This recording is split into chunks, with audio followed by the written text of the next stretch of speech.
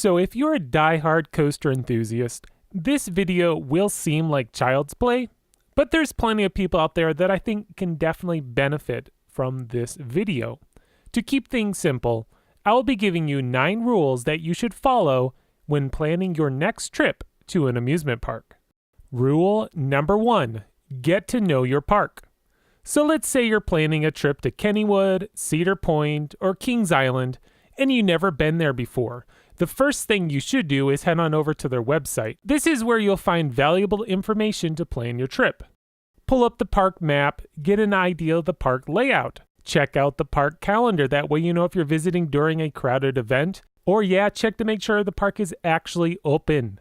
Look over the park policies. Every amusement park has their own unique set of rules when it comes to cell phones, selfie sticks, recording equipment, etc. It's best to be prepared, then show up with equipment that you're not allowed to use.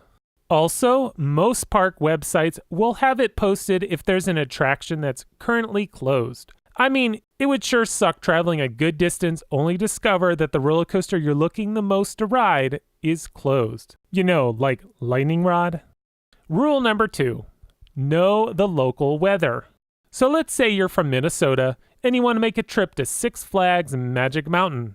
July might not be the month for you to visit, as I would anticipate very hot summer days, something that you might not be used to since you're from a colder part of the country. It's basically impossible to know what the weather will be like by planning a trip out in advance, but it's good to find out what the average weather is like during that time of the year. If you plan a trip to Cedar Point in May, the park may not be as crowded, but the weather could range from freezing cold, raining, to nice summer days. So always be prepared to roll the dice. Rule number 3, arrive early. As they say, early bird gets the worm, and that same logic applies to amusement parks. Show up before the park opens, say like 30 minutes prior to rope drop, and you basically guarantee yourself a walk-on to the park's marquee attraction. Though, please note that this rule doesn't always apply. For example, Cedar Point has early access for the resort guests, so dashing over to steal vengeance isn't going to get you the first person in line. Nope, that line is going to be full already. Instead, you should make your way over to a different attraction, say like Top Thrill Dragster, and you can be close to the front of the line. Regardless, this rule is always good to follow, as most guests won't start filling up the park till early to late afternoon, so it's best to hit up those rides with the worst capacity first. Rule number 4. Eat during off hours.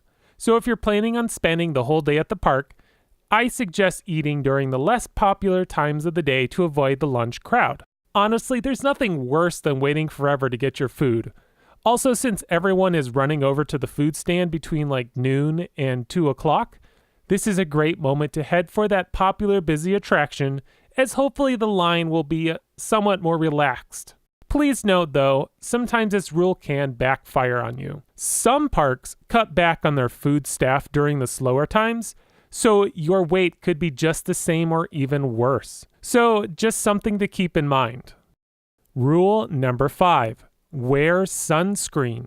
Unless you want to be completely miserable by the end of the day, put on a good amount of sunscreen before entering the park. Also, make sure to keep applying sunscreen throughout the day. Trust me, it's no fun being burnt than riding a roller coaster with shoulder restraints. That kills. Rule 6, stay hydrated. This one sounds silly, but probably the most important thing you can do for yourself at the park. Being dehydrated will cause headaches, decrease your energy, thus causing a bad time. Drink as much as you can, especially when it's hot out. Also, when you're dehydrated, you're more prone to graying out on intense rides.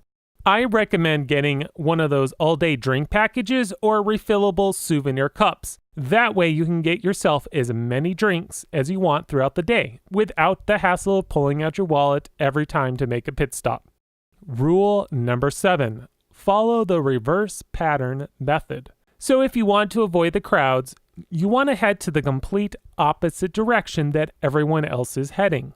Generally, if I'm visiting a park that I'll be staying for a couple days, One of the days, I'll avoid heading to the headliner attraction right away and beeline to another good coaster, as most guests will be heading straight to the marquee attraction. You can usually get a good few rides before the crowd starts showing up. That's when you move to another section of the park. Rule 8. Go to the water park first. If you're visiting an amusement park with its own built-in water park, I recommend going to the water park first.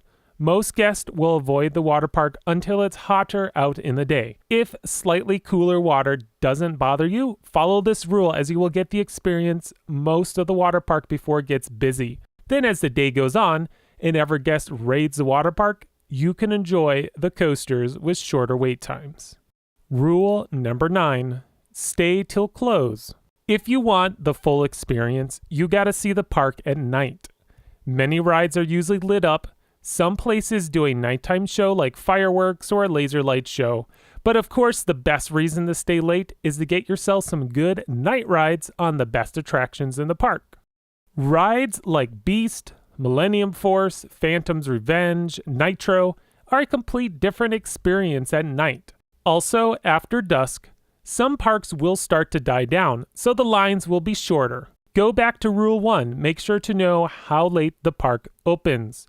If you are planning on staying late, make sure the park is expected to be open late during your visit. On this same subject, some parks will announce their closing time later in the day, which is actually what Kennywood does.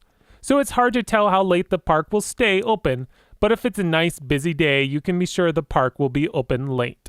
Alright, well those are my 9 simple rules to follow to get the most out of your next trip to the amusement park. If you follow these basic rules, your day at the local amusement park should be a lot more enjoyable.